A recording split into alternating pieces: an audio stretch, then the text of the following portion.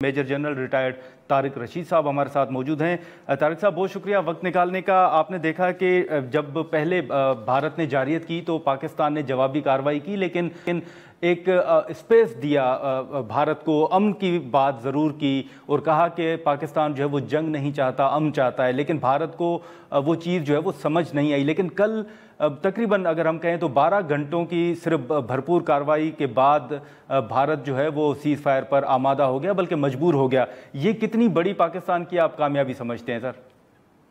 अस्सलाम वालेकुम गरवानी साहब, और मैं पूरे पाकिस्तान को आपकी वसासत से मुबारकबाद देना चाहता हूँ कि ये पाकिस्तानी अवाम, पाकिस्तानी फौज की फतेह है, ये हर पाकिस्तानी की फतेह है। और जिस तरीके से पाकिस्तानी अवाम पाकिस्तानी फौज के साथ जुड़ के खड़ी हुई और इस पर लग रहा था जैसे 24-25 करोड़ फौजी, हर बंदा फौजी लग रहा था। और अल्लाह पाक ने ये हमें फतेह दी है और इसको हमें कैपिटलाइज करना चाहिए। देखिए, पाकिस्तान ने जो अपना हक इस्तेमाल किया गुरबानी साहब, वो यूएन के आर्टिकल 51 के तहत इस्तेमाल किया। और हम तो पहले दिन से इन्हें कह रहे थे कि भाई आपके बाद अगर पहलगाम में कोई वाकया हो गया है, हमें उससे बड़ा अफसोस है, हमें उसको सबूत दें, हम उसकी इन्वेस्टिगेशन आपके साथ करने को तैयार हैं, हम हर तरह से कोऑपरेट करने को तैयार हैं। बट मोदी साहब बात ही नहीं सुन रहे थे और वो खुद ही फैसले कर रहे थे, खुद ही जजमेंट दे रहे थे और फिर चढ़ दौड़े हमारे पे। तो इनका गुरूर बिल्कुल खाक में मिल गया है। ये बड़े, वो पहले जब हुआ पुलवामा का कि रफाल जो है होता तो वो उसकी बड़ी कमी महसूस की गई, तो उसकी कमी फिर हमने इनको दिखाई। अभी 5 हथियारे गिरा दिए, 3 रफाल, और बिल्कुल जो है झाग की तरह बैठ गए फौरन अगले दिन। और फिर ये S-400 ले लिए कि जी हम पाकिस्तान को देखेंगे कैसे हम पे हमला करता है। वो S-400 का भी हमने दुनिया को तमाशा दिखा दिया। और फिर हैरत भेज दिए इसराइल को भी बड़ा नाज था, तो इसराइल के लिए डूब मरने का मकाम है। उसको जो था आते पड़ी हुई थी हमास की, फलस्तीन हमास। एक देखिए, हमास एक छोटी सी ऑर्गेनाइजेशन, एक उसकी शाख है फलस्तीन की। जैसे हमास है वैसे अल फतेह भी है, वैसे फलस्तीन अथॉरिटी भी है, अल कासिम ब्रिगेड भी है, अल अक्सा मार्टायर ब्रिगेड भी है, पॉपुलर फ्रंट भी है, डेमोक्रेटिक फ्रंट। तो इसकी मुख्तलिफ शाखों में से एक शाख है हमास, और उसको भी इसराइल शिकस्त नहीं दे सका। तो यहाँ पे 24 करोड़ अवाम का एक न्यूक्लियर ताकत है जिसको दुनिया कहती थी कि ये दुनिया की नंबर 1 अफवाज है, उसकी आप बात ही नहीं सुन रहे और उसको चढ़ दौड़े हैं। नहीं, लेकिन तारिक साहब, एक पहलू ये भी देखें ना कि बलूचिस्तान के अंदर जो जाफर एक्सप्रेस का वाकया हुआ उसमें हमने शवायद भी दिए। नायब वज़ीर आज़म साहब ने, इवन फॉरेन मिनिस्टर साहब ने जो प्रेस कॉन्फ्रेंस की उसमें वाज़ेह किया गया कि भारत के ताने बाने जो है वो मिल रहे हैं, कलभूषण जो है वो हमारे पास है अभी भी। लेकिन जो भी पाकिस्तान के अंदर अफसोसनाक वाक़यात पेश आए हैं, इंक्लूडिंग जाफर एक्सप्रेस, तो उस पर भारत ने कभी भी इन वाक़यात की मज़म्मत नहीं की। लेकिन पहलगाम वाक़या जब हुआ तो उसकी पाकिस्तान ने ना सिर्फ मज़म्मत की बल्कि गैर जानिबदाराना तहकीकात की पेशकश भी की, जिसको ठुकराया गया। तो एक ये पहलू भी है कि अगर पाकिस्तान ऑफर कर रहा है तो वो उस पर आमादगी जाहिर करनी चाहिए थी भारत को पहले ही। बिल्कुल आप सही कह रहे हैं। देखिए, जाफर एक्सप्रेस का जो इंसिडेंट है ये हमारे मुहब्बे वतन अवाम के लिए और हुकूमत पाकिस्तान के लिए बड़ा आई ओपनर है। आपको याद होगा पाकिस्तानी मीडिया ने उसको बाद में पिकअप किया, इन्होंने पहले पिकअप कर लिया इंडियन मीडिया ने, और रनिंग कमेंट्री शुरू कर दी और AI जनरेटेड इमेजेस और मूवीज लगा के पूरी ट्रेन जल गई और कहा कि 300 फौजी पकड़ लिए।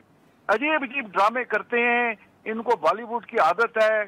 मोदी खुद भी एक ड्रामेबाज और एक्टर लगता है, हर चीज को मतलब फिल्म इंडस्ट्री की तरह से डील करते हैं। अब देखिए, ऑपरेशन सिंदूर जो इन्होंने लॉन्च किया, अगले दिन ही पता चला कि वहाँ उनके जो है जो फिल्म इंडस्ट्री को लुक आफ्टर करती है मिनिस्ट्री, वहाँ 15 रिक्वेस्टें आ गई कि हम इस ऑपरेशन सिंदूर के नाम पे फिल्म बनाना चाहते हैं, हमें इजाजत दें।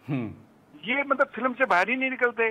बट पाकिस्तान ने इनको सही ड्रेसिंग दी है और आज फजर से स्टार्ट किया, असर तक हमारी मार बर्दाश्त नहीं की। और इसमें अमेरिका का रोल ये देखें कि पहले अमेरिका ने जैसे वाकया हुआ ट्वीट आई कि जी shame on India, shame that India has attacked Pakistan. बाद में JD वाइन साहब की स्टेटमेंट आ गई कि जी हमारा तो इससे लेना देना कोई नहीं, ये तो आपस के मसले हैं, पुराने मसले खुद ही हल करें। बिल्कुल। जब पाकिस्तान ने अपना असली रुख दिखाया, इनको ताकत का मुजाहरा किया अल्लाह के फजल से, तो देखिए असर से पहले घुटने टेक दिए। तो आप तो जब हम पे चढ़े थे तो हमने आपके 3 रफाल और 2 में गिरा दिए थे Su-30 और MiG-29 और एक कॉम्बैट ड्रोन भी मारा था, 6 मारे थे आपके। तो जब हमने किया तो आपने चूड़ियां पहनी हुई थी। लेकिन हाँ तारिक, बिल्कुल, लेकिन तारिक साहब यही बात है ना कि कश्मीर का मसला हो या पहलगाम का वाकया हो या दीगर इश्यूज हों, जब भी भारत के साथ बातचीत के हवाले से कोई बात हमने आगे बढ़ाने की कोशिश की है तो उसका हमें जवाब जो है वो मुस्बत नहीं मिला। लेकिन जो पाकिस्तान का राज से आपने देखा कि भरपूर जवाब है, उसके बाद अब ये भी पाकिस्तान की कामयाबी है कि भारत अब पाकिस्तान के साथ बातचीत करने पर, सीज फायर करने पर इत्तफाक उसने कर लिया है। देखिए my dear Garmani, my dear brother, मैं आपको बताता चलूं, अगर ये हमसे बातचीत ना करें तो हमने जो हमारी 850 किलोमीटर से ज्यादा लाइन ऑफ कंट्रोल है वहाँ टोटल डोमिनेंस इख्तियार कर ली है। वहाँ जगह जगह पे इन्होंने सफेद झंडे लहरा रहे हैं। अच्छा कि जी अब हमें इजाजत दें, हमें माफी दें, हम जंग नहीं चाहते, हमारे बहुत ज्यादा नुकसान हो गया है, हमें ये जख्मियों और मरों को एवैक्यूएट करने दें। ये हाथ खड़े कर चुके हैं। फिर हमारी अफवाज जो है, जो दुश्मन हमला करती है, वो इस पोजीशन पे है कि अगर आज बात बढ़ती है तो 1-2 दिन के अंदर वो कश्मीर को काट सकते हैं। वो कि ये खालिस्तान का मसला भी एक मतलब परमानेंट तौर पे हल कर सकते हैं, बिकॉज आगे से हम अटैक करेंगे, पीछे से सिख अटैक करेंगे।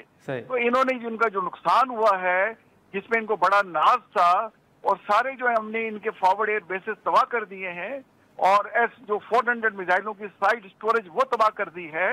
जहां जहां इन्होंने बड़े बड़े ब्रह्मोस मिसाइल जो रखे हुए थे, हमने इंटरसेप्ट भी किए और तबाह भी किए।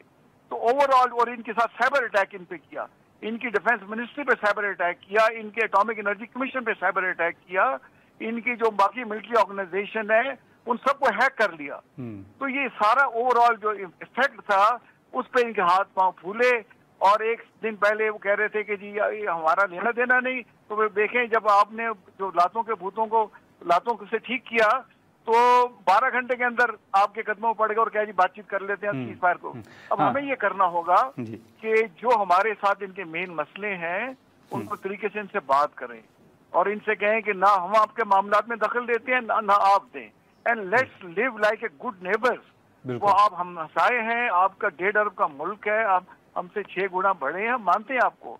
तो चाइना भी देखें 1.5 अरब की आबादी है, पाकिस्तान की 25 करोड़ की आबादी है, हमने जो कर लिया वो उसको कर लिया। अब हमें हिस्ट्री से सीख कर आगे बढ़ना चाहिए। बिल्कुल सही कह रहे हैं आप, बिल्कुल तारिक साहब। लेकिन एक मैं आपसे जरूर सवाल करूंगा कि ये जो 2-3 दिन गुजरे हैं इसमें बार बार एक फेक न्यूज़ फैलाई जा रही थी भारतीय मीडिया की जानिब से। आपने देखा कि उन्होंने लाहौर में भी पोर्ट बना लिया, सियालकोट में भी पोर्ट बना लिया, इस्लामाबाद पे कब्जा करवा लिया, और लोगों को एक तासुर था जैसे इस्लामाबाद से लोग बाहर नहीं निकल रहे घरों में। ओवरऑल आपने इन दिनों में आम लोगों का जज्बा किस तरह देखा?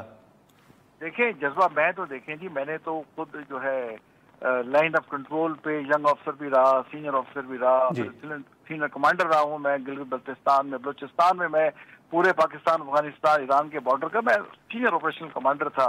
और पाकिस्तानी अवाम जज्बे से भरपूर है। देखें ये इतनी प्यारी और इसमें सलाहियतें हैं कि दुनिया कहती है कि पाकिस्तानी अवाम जो है ये दुनिया की 4थी सबसे इंटेलिजेंट कौम है। आप किसी से बात, और देखिए सबसे ज्यादा highest record A level O level दुनिया के सबसे ज्यादा साइंटिस्ट यहाँ बनते हैं। यंगेस्ट नोबेल प्राइज जो है हमारी अपने पाकिस्तानी बच्चों ने लिया हुआ है।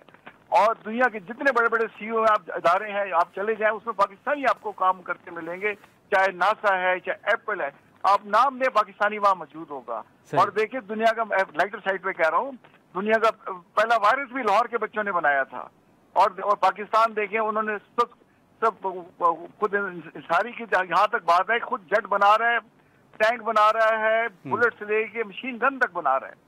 तो हम अब जो है पाकिस्तान वो 1965-71 का नहीं है, ये सेल्फ रिलायंट मुल्क है। इसको किसी मुल्क पे इसकी डिपेंडेंसी का हमें जरूरत नहीं है, और हम अपने कुव्वत बाजू पे यकीन रखते हैं। तो इंशाल्लाह देखिए पाकिस्तान आने वाला दिन बेहतर होगा।